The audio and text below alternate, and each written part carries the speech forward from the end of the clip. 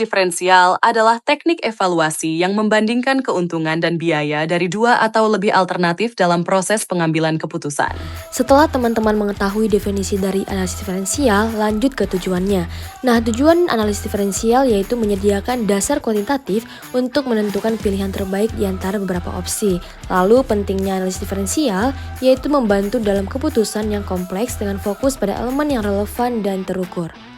Selanjutnya, konsep utama dalam analisis diferensial. Yang pertama, pendapatan diferensial, yaitu pendapatan tambahan yang diperoleh jika memilih satu alternatif dibandingkan alternatif lainnya. Yang kedua, biaya diferensial, yaitu biaya tambahan atau pengurangan yang terkait dengan pemilihan suatu alternatif.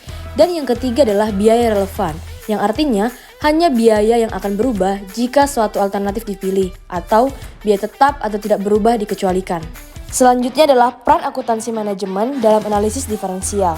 Pengambilan keputusan, akuntansi manajemen menyediakan data yang relevan untuk memfasilitasi perbandingan biaya dan manfaat. Adapun evaluasi alternatifnya, yaitu membantu mengevaluasi opsi berdasarkan kriteria keuangan, misalnya laba atau biaya. Dan efisiensi operasionalnya yaitu memungkinkan manajer mengidentifikasi opsi yang lebih efisien dari segi biaya dan waktu. Selanjutnya terdapat langkah-langkah dalam melakukan analisis diferensial. Yang pertama, identifikasi alternatif, yaitu buat daftar alternatif yang mungkin untuk masalah yang dihadapi. Yang kedua, pengumpulan data. Kumpulkan informasi terkait pendapatan dan biaya untuk masing-masing alternatif. Yang ketiga, penentuan biaya dan pendapatan relevan, yaitu berfokus pada biaya dan pendapatan yang berubah di antara alternatif. Yang keempat, perbandingan, yaitu hitung dan bandingkan dampak keuangan dari setiap alternatif. Yang kelima, pemilihan alternatif terbaik, yaitu pilih alternatif yang memberikan manfaat terbesar atau biaya yang paling rendah. Contoh kasus sederhana yang akan kita bahas yaitu kasusnya sebuah perusahaan sedang mempertimbangkan apakah akan memproduksi komponen sendiri atau membeli dari pihak ketiga.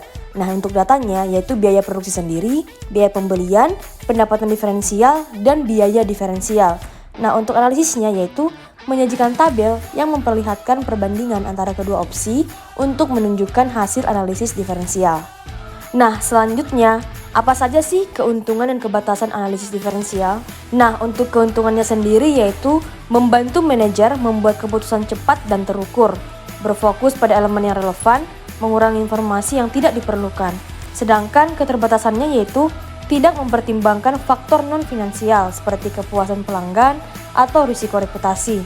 Hanya efektif untuk keputusan jangka pendek dan mungkin tidak cocok untuk keputusan strategis jangka panjang. Oleh karena itu, sebelum kita melakukan analisis diferensial, perlu kita mempertimbangkan keuntungan dan keterbatasannya.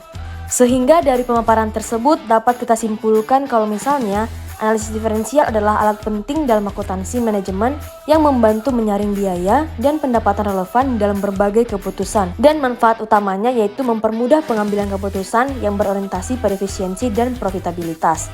Sehingga sarannya adalah gunakan analisis diferensial sebagai bagian dari evaluasi keuangan rutin untuk keputusan yang memerlukan pembandingan alternatif. Karena dihubungkan dengan kelemahan dan keuntungan analisis diferensial, perlu adanya analisis lebih lanjut terkait analisis apa yang akan diperlukan. Oleh karena itu, cukup sekian untuk materi hari ini. Kalau ada pertanyaan, boleh bertanya di link grup, link diskusi, atau komentar di bawah ini ya.